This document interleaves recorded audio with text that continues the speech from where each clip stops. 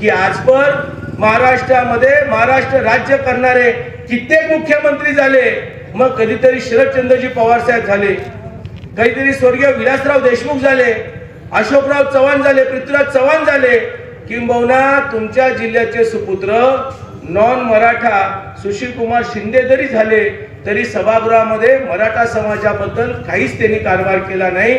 किंबहुना ज्या ज्या वेळेला मराठा समाजाला द्यायची वेळ आली त्या त्या वेळेला त्यांनी भूमिका फार वेगळी त्या ठिकाणी घेतली। पण एकनाथ शिंदे ज्या दिवशी सभागृहामध्ये गेले त्या दिवशी मराठा समाजाने अपेक्षा केली की तापोळा सातारा जिल्ह्यामध्ये डोंगरी भागातला हा शेतकऱ्याचा मुलगा ठाण्यामध्ये रिक्षा चालवता चालवता आनंद दिघेंच्या माध्यमातून राजकारणात उतरला, समाजकारण केलं, राज्याचा प्रमुख झाला।